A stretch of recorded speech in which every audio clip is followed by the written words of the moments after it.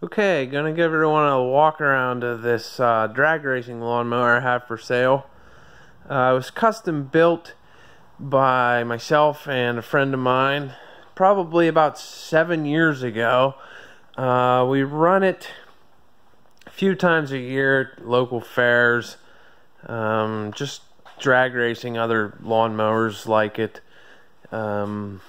It looks kind of like a lawnmower, but really there's very few lawnmower parts on it. It's got us quite a few trophies. We run it on dirt with some different tires, but right now it has what we consider the street tires on it.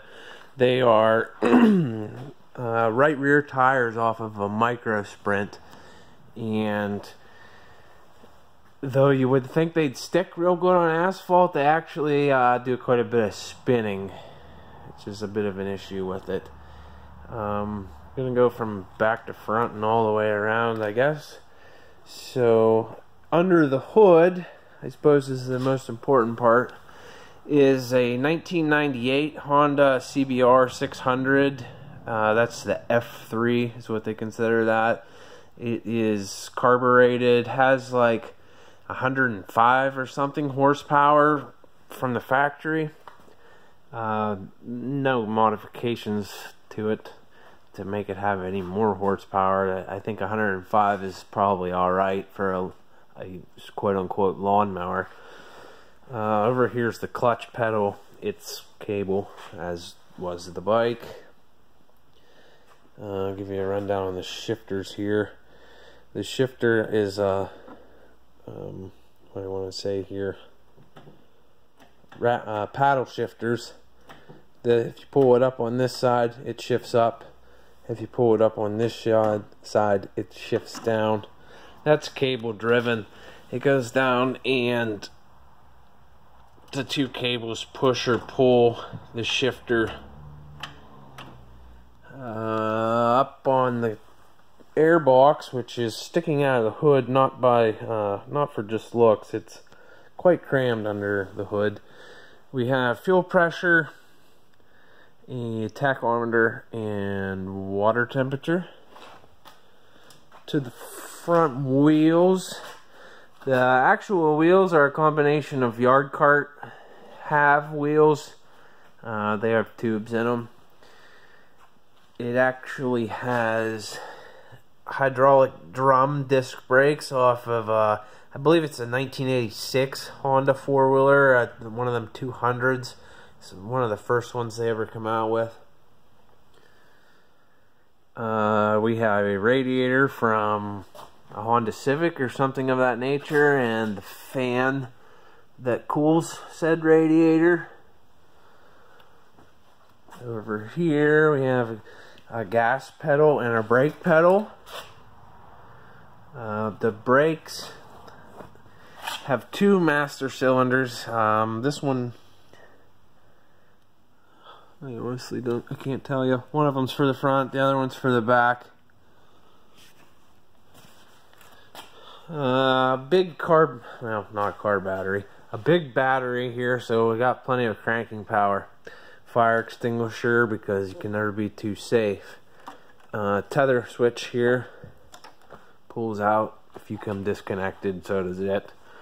A couple of computer fans, server fans, I think, actually. Draw a little more heat out from underneath the hood. Pipes, side pipes, one on each side. Back here is the gas tank, keeps it out of the way. The axle is from a Tri-Z, Yamaha three-wheeler. Of course, hydraulic brakes back there. Big honking sprocket. Try to cut down on the top speed because we are mostly concerned about acceleration. It has two shocks. This one here, don't believe the shock itself is any good. It's being used as a spring. And that one in there actually has dampening, and that's the one we're using. It has clickers and everything else. External reservoir, the remote reservoir. I don't know what else anyone may have questions on. I guess I'll take the hood off here if I can pull it off one-handed. We gotta turn the stacks around and then lift this baby off, set it over here. So here's what it looks like under the hood. There's a lot of wires under there, and it might be intimidating to some people, but I've actually already stripped out all of the lights and turn signals and everything that was not necessary for this application. And like I said, we've been running this thing for probably at least 7 years, maybe even 10. We haven't had a single electrical issue whatsoever. Mostly the issues we have are traction issues. I also have some documentation.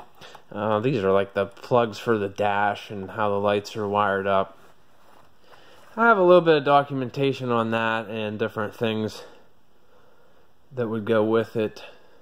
Over here we have 3 lights on the dash. The only one that's currently hooked up is the neutral light, which if I turn it on you will see that we are in neutral. And then without further ado, let's see how this baby sounds on camera. Headphone users may want to be careful. I'm not sure how it'll come through, but here we go. So we have, this is I guess I'll explain a little more here. This is a fan switch, so you can turn on your fans. And this is our ignition or start switch.